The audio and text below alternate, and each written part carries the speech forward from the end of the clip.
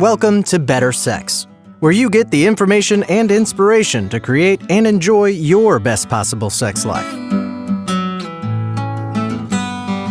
Join your host, sex therapist Jessa Zimmerman, as she brings you expert guests, helpful tips, knowledge, and strategies to improve your intimate relationships.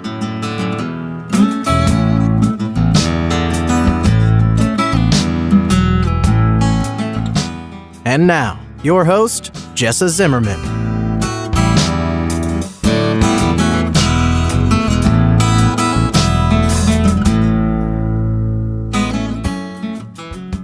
Hi, it's Jessa here, bringing you another episode of Better Sex.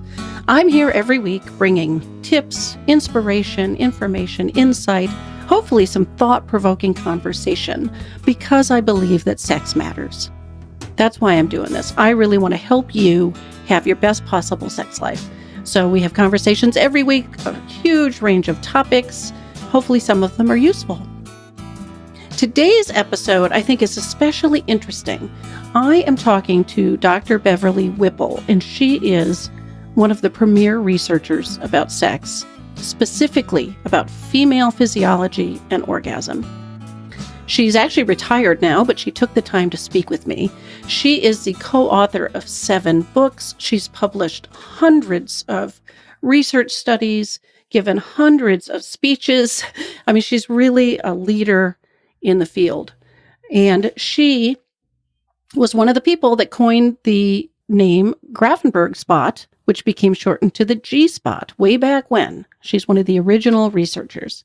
So today we are talking about female orgasm, female pleasure, the anatomy and physiology of what's happening for women. But more importantly than that, I think our message today is that every woman is unique. Your pleasure is what matters. There's no right way to experience pleasure. There's no right way to experience orgasm. No matter what it is you're finding pleasurable, we want to empower you to learn about that. Share that with your partners, lovers, if you have them, and honor what it is that brings you pleasure. So I hope you enjoy the episode.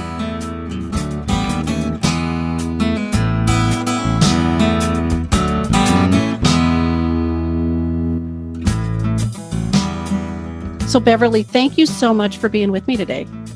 Well, thank you for inviting me. It's really a treat and really an honor that you would take the time to be on the show. Well, thank you. Could you start off just talking a little bit about how you got into studying sex? I can. It's maybe a few minutes longer than you would want. Oh, that's fine. But I was teaching nursing, and one of my students asked me, what can a male do sexually after he has a heart attack? And this was back in the 1970s. And I knew about climbing 2 flights of stairs and getting short of breath, but I really didn't know. So I asked the rest of the faculty, and nobody really knew. So we had a consultant come into our nursing faculty and talk with us about how to incorporate sexuality into the curriculum. And at that particular program, we had to have all of our curriculum approved by the Board of Trustees. And they told us we could not do it. We'd be talking about, listen to the word, masturbation and all those awful things. Wow. So I quit my job, Okay. went to another college here in Southern New Jersey, took a lot of courses in sexuality with ASECT and different programs, and started teaching sexuality in the nursing program that I was teaching in, and then started it also as courses that were the most popular courses on our campus. So that's how I got into sexuality per se. And how I got into research, I was at an ASEC meeting, and I met John Perry, who had developed electronic periometer that measures pelvic muscle strength. And I thought, wow, nursing, this would be great to use in teaching women how to do Kegel exercises. Yeah. So I got one of his devices and was teaching women Kegel exercises. And some of the women who had very, very strong pelvic floor muscles, I was teaching them the Kegel exercises, for urinary stress incontinence. Right. And some of the women who had very, very strong pelvic muscles told me that they expelled this fluid during sexual activity or orgasm, but they didn't have urinary stress incontinence. So we did a controlled study then, and that's how I got into conducting research.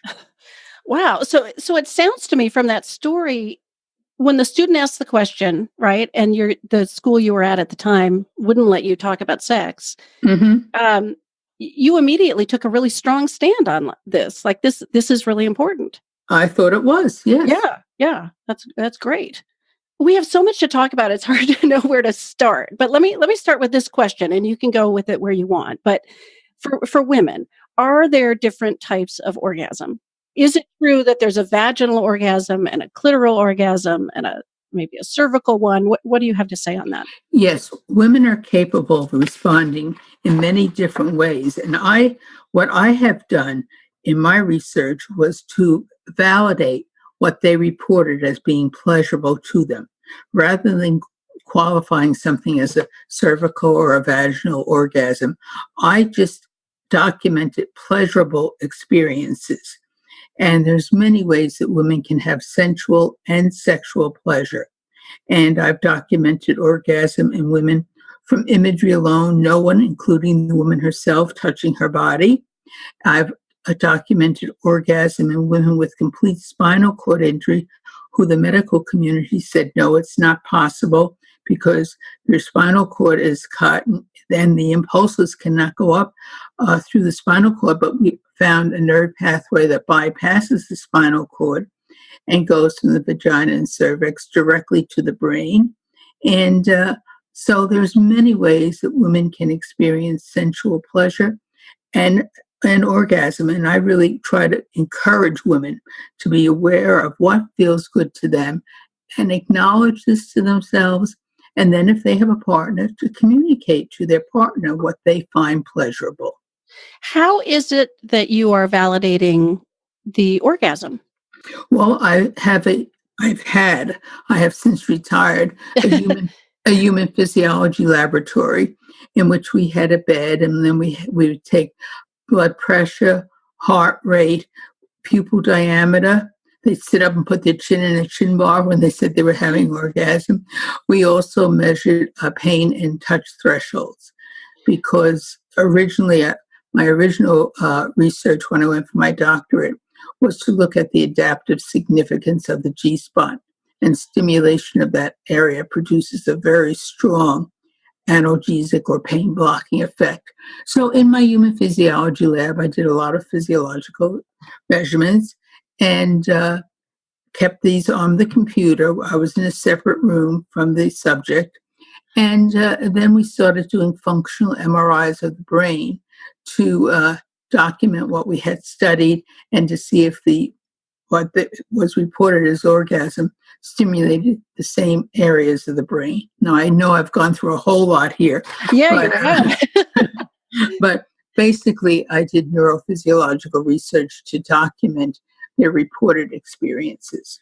Okay, so if I'm following the science of this, if somebody's having an orgasm, their pain threshold goes up, maybe their pupils dilate, and there's brain activity that's distinct from regular brain activity. That's correct. And also their pulse rate would go up, their blood pressure would go up. Okay. So, yes. All right. So you're able to say, yes, that's an orgasm from these various criteria. And so you just when I say yes, that's an orgasm is basically from their self-report. I believe the woman, and then these other physiological measurements happen to go along with what she said was pleasurable, and that was an orgasmic response to her. Okay. And it sounds like you are less interested in categorizing these, right? Or classifying various orgasms as much as just like, hey, everybody has what they respond to and what they enjoy. And we should embrace that. Every woman is unique. Every woman is different. And I want to encourage them to feel good about whatever it is that they experience as pleasurable. And I also want to focus on the process, not the goal of orgasm. I think it's really important not to use the word achieve or reach orgasm. I talk about experiencing it because then they're enjoying it. They're not looking for the goal. Am I going to get there? Sure. Yeah, that certainly comes up in my work with clients, right? In my sex therapy practice, trying to get people off of that goal, because it puts a lot of pressure on people. And the words that we use, I think, are important too. So I don't use the word reach or obtain. I use the word experience orgasm. Yeah. Not to reach or attain. Right. I appreciate the difference in that. So you said in that description, there are women that can experience an orgasm through imagery alone. That's correct. In the early 90s, when the HIV/AIDS crisis came out, Gina Ogden and I wrote a book together for women called Safe Encounters: How Women Experience Pleasure. And she told me that when she did her doctoral dissertation of, I think it was 50 women, 64% of her sample said they could experience orgasm from imagery alone. And I thought that was really interesting. And so we had some of her subjects volunteered to come into my human physiology laboratory. And we documented that they did indeed experience orgasm from imagery. And then once we started doing the functional MRIs of the brain, we had some of the women come in and experience orgasm from imagery alone, no one touching their body, including the woman herself. And the same areas of the brain were activated. Wow. And could you say a little bit more about this alternative pathway for women that have had spinal cord injury? Because that's new information. Yes, it is. And this was based on studies that were conducted in laboratory rats. I have to go back a little bit. I did my initial study on the pain blocking effect of stimulation of the G-spot, because if a rat is stimulated with the plunger of a TB syringe or something to stimulate the vagina and the cervix, they get a very strong pain blocking effect. And I wanted to see if it occurred in women as well, which it does. And then when I hypothesized that the nerve going from the genitals to the brain was the sensory vagus nerve. Now, we knew that it was in the area, and we did testing in rats and found out that it projected to the brain. And then in women, we looked at the NTS, which is where the sensory vagus nerve projects to. Again, we got activation in the nucleus tractus solitarius, so the NTS, where the vagus nerve projects to.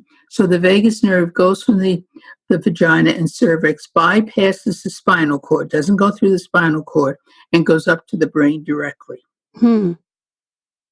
So the pain threshold going up is related to that nerve? No, not necessarily. Oh, okay. The pain threshold going up is related to the stimulation of the area of the Grafenberg spot. And we did a number of studies, all published, about the elevation in pain thresholds, but not in touch or tactile thresholds, when they stimulated the anterior wall. We didn't get elevations when they stimulated the posterior wall of the vagina or self-stimulated other areas. So that's how we know it was the area of what we called the Grafenberg spot or the G-spot. But then I did another study of women during labor, because these same nerve pathways are stimulated or activated when the fetus comes through the birth canal. Yeah. We found a significant elevation in pain threshold during childbirth. Right. And so we've followed up some in that. I'm going on so many topics. I know that there's so much to learn. I followed up on some of that because in animals found out that if you give them capsaicin, they don't get this pain blocking effect with vaginal stimulation. And so capsaicin is the main pungent ingredient in hot chili peppers. Yeah. So I did a study in Mexico, looked at the amount of hot chili peppers that the women ate, and found out that those who ate diets high in hot chili peppers do not get this natural analgesic effect. And now we're going to do a study of them during labor. But I was speaking in Kuala Lumpur, Malaysia, and speaking to all medical OBGYN medical doctors. And before I talked about some of my research findings, I asked them, in Malaysia, there are 3 ethnic groups. They're the Malays, the Indian, and the Chinese. And I said, what group has a harder time during labor? Does any group have a harder time during labor? And they all put up their hands and they all said Indian, because they eat the hot, spicy food. That's really interesting. So in India now, they tell women not to eat the hot, spicy food 3 months before they're going to deliver. So I got documentation in that way of some of our research findings. Interesting. But I think I'm going way beyond what you want me to talk about. No, that's okay. I mean, like I said, there's a lot to have in this conversation.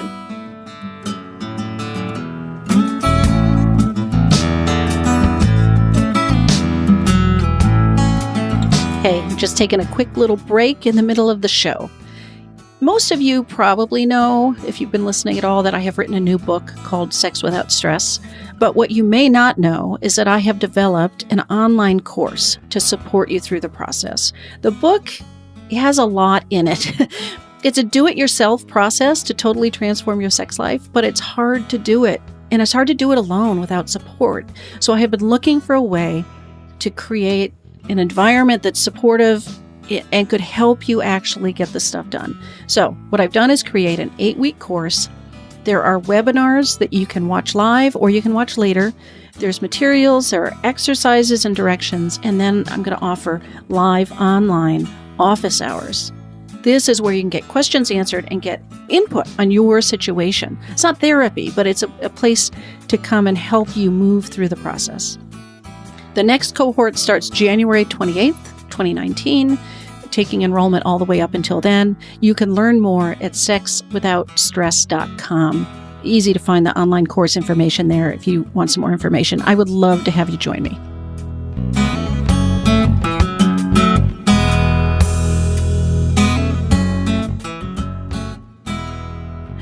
So maybe could you speak to the G-spot? Like, what is it? What's the anatomy? Well, what do we understand about the anatomy that's there? Well, the area of the G-spot has many organs in it. And Dr. Milan Zavichek in Bratislava, Slovakia, did about 300 autopsies. He was chief of pathology at the medical school there. And he has a book out about the human female prostate. So we know that the prostate is one of the organs in the area of the G-spot. We also know that the cora, or the legs of the clitoris, surround the urethra. And so that's in the area of the G-spot. And there are a lot of other sensitive tissues in that area. But the female prostate is where Dr. Zavichek and I did a lot of work on the female ejaculation, because that is where it's coming from. Okay, so what's known as the G-spot is not a distinct it's organ, not a It's not.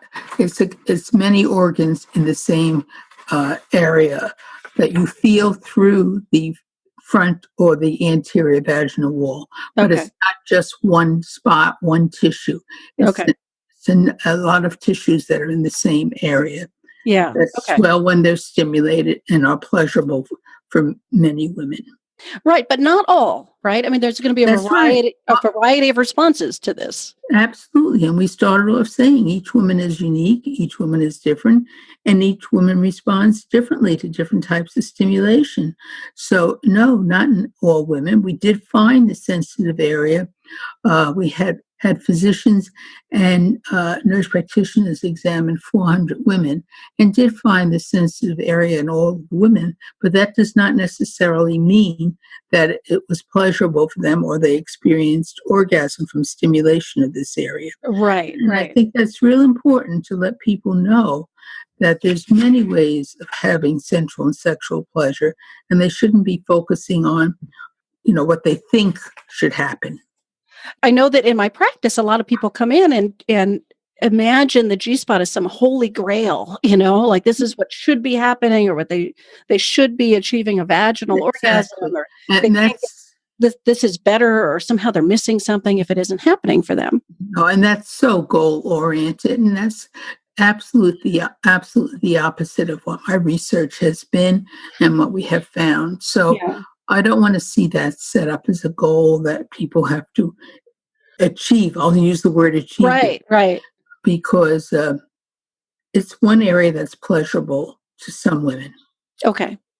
So tell us a little bit about female ejaculation. So, Okay, what is it? Where is it coming from? Fine. What percentage of women maybe experience something like that?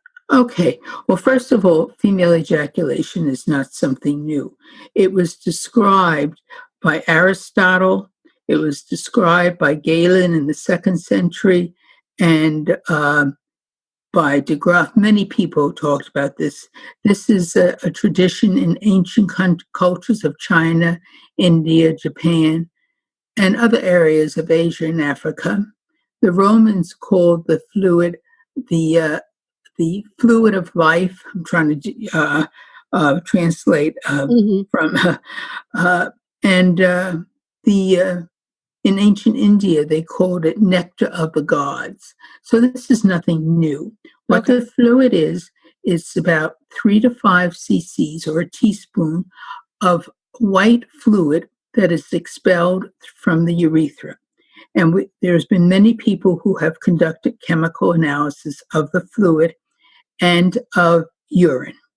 And the fluid from female ejaculation contains prostatic acid phosphatase, prostatic-specific antigen, PSA, what they test men for prostate cancer. It has glucose and fructose in it, where urine has urea and creatinine in it. Sometimes glucose if the person is a diabetic. But chemically, they're very different. Now, interestingly, a physician from Italy and another physician from Mexico did a study using the same subject, and they measured 3 types of fluids that were expelled: urine, female ejaculation, and what's called gushing or squirting. And they found the chemical composition of female ejaculation was just what I said to you, what was in the female ejaculation. Urine was exactly what I said, urea and creatinine. And then this gushing was diluted urine with a little bit of the components from female ejaculation in it. So when people expel this large amount of fluid, it is not what is we call female ejaculation. That's gushing or squirting, and the chemical composition is different.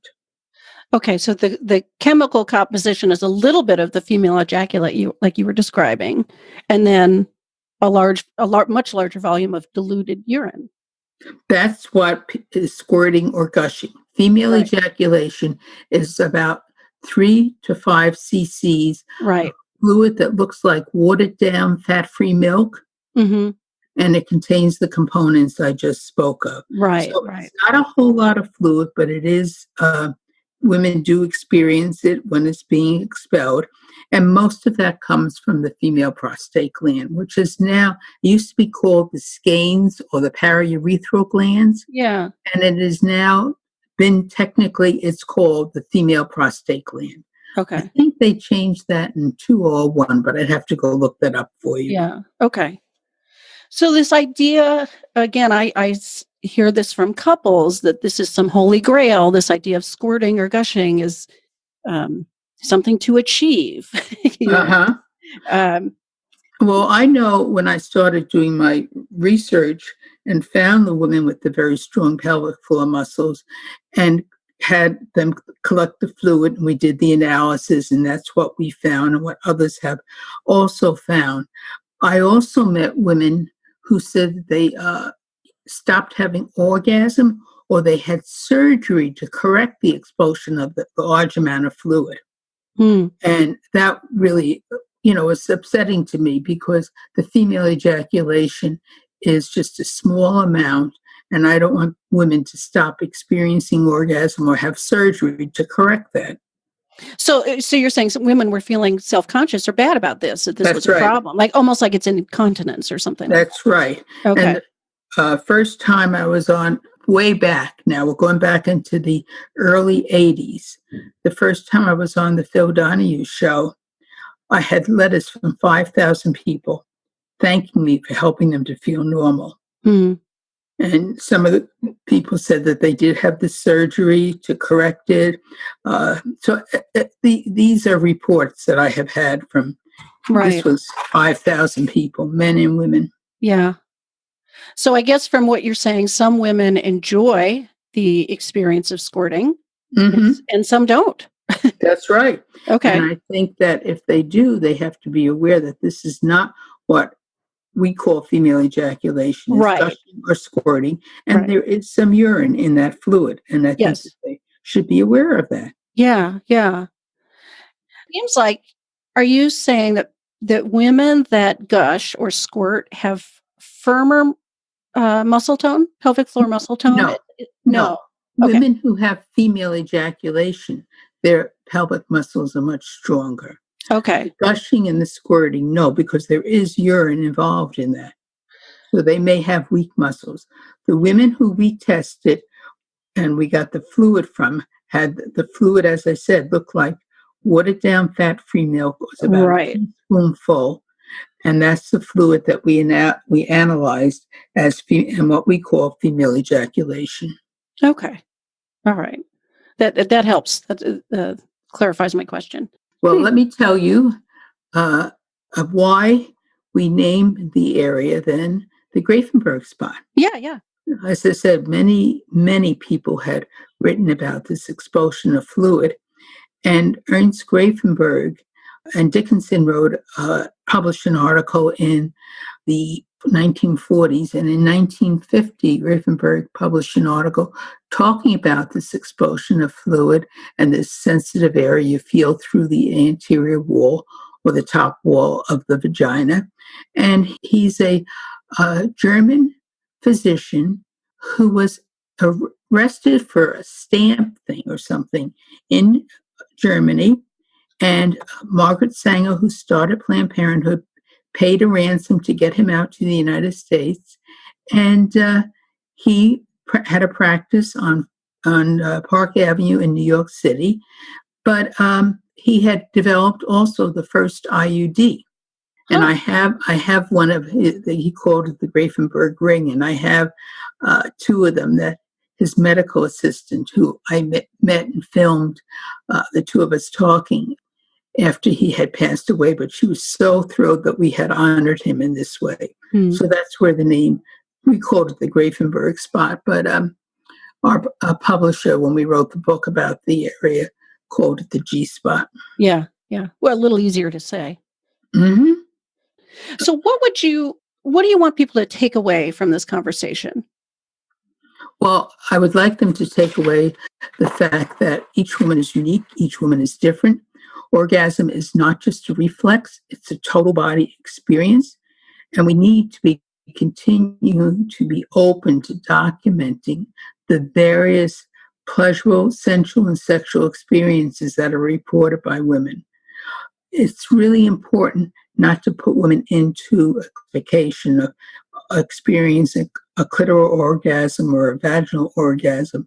They need to be encouraged to feel good about the variety of ways that they experience sexual and sensual pleasure without setting up specific goals, such as finding the G-spot or experiencing female ejaculation or experiencing orgasm from vaginal stimulation.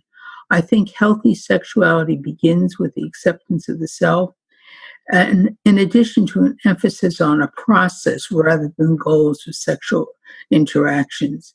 And we as scientists need to be conducting more studies and accepting the reports of women about what brings them pleasure, and don't put them into a classification of only being able to experience pleasure from clitoral stimulation or G-spot stimulation. Beautifully said. I hope people embrace that message, because I think it's so important. Well, that's how I feel. Yeah. I mean, do you have a website or what would you say about if people want to learn more about the topic or learn more about you? No, I don't have a website and I don't use social media because right now I'm just back from speaking in India and I have 700 emails I have to answer. Okay. So I know that So they could read about you. We could, I can list all the books in the show notes. So I have 7 books that I have co-authored. Okay. And I have over 250 research articles that I have published.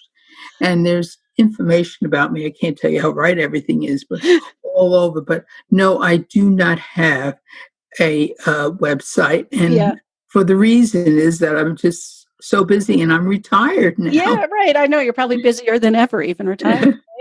Right? But I really want to help women to feel good about themselves and to feel good about the way that they experience pleasure. It's so important. And it's important for us to see that there's a lot more we don't know and to encourage other people to conduct research in many of these areas that we need more information about. Yeah. Yeah. Well, thank you so much for taking the time to do this today. I appreciate it. Oh, you're very welcome. And I hope that I've helped your audience to learn more about themselves and to feel good about themselves. And hopefully we'll be finding a lot more about women and documenting a lot more. Gina Ogden and I, in our book, Safe Encounters, have an extragenital matrix in which we list, I think, 36 parts of the body, about 15 types of touch, and then columns for other, to help people to find out what they like and what kind of touch they like. Okay. So that's something that I hand out sometimes when I'm speaking, but it really helps. And I also hand out something on the difference between pleasure-oriented and goal-oriented sexual experiences. And if I can just do that quickly for you in 1 minute. Yeah. Goal-oriented, I use the analogy of a staircase where each step leads to the next, and maybe a look, a touch, a caress, penis and vagina intercourse in the top step of orgasm. And if people go directed and they don't reach that top step, they don't feel very good about the whole process that has occurred. Right. Whereas in pleasure-oriented sexual experiences, I use the analogy of a circle, where any activity on the perimeter of that circle, whether it's kissing, touching, cuddling, whatever it is an end in itself, and it doesn't have to lead to something else. Yeah. And I think it's important for people to think about becoming more pleasure-oriented than goal-oriented. Yes, I agree. Well, thank you so much. You're welcome.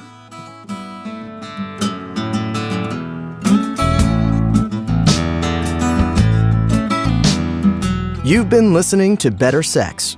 Please visit our website, bettersexpodcast.com, for show notes and additional episodes.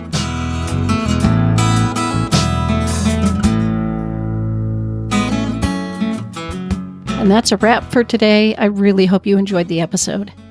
If you are enjoying the podcast, if some of this material resonates with you and you would like to make a difference and make sure that this keeps coming out in the world once a week, ongoing, there are a couple things you could do to show your appreciation. The first would be to go to iTunes and rate and review the show. That really helps us be found by new listeners when you review the show on iTunes. You can find a link at bettersexpodcast.com/iTunes. The other thing I want to invite you to consider is becoming a Patreon. For a small monthly pledge, you get some benefits. So for $2 a month, you get advance access to every single episode.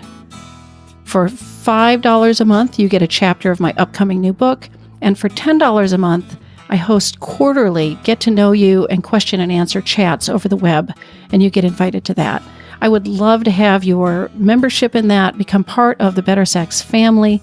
You can find a link at bettersexpodcast.com/Patreon, which is Patreon. Again, thanks for listening. I'm glad you're here. Feel free to comment, ask questions, get in touch. I'd love to hear from listeners. Thanks.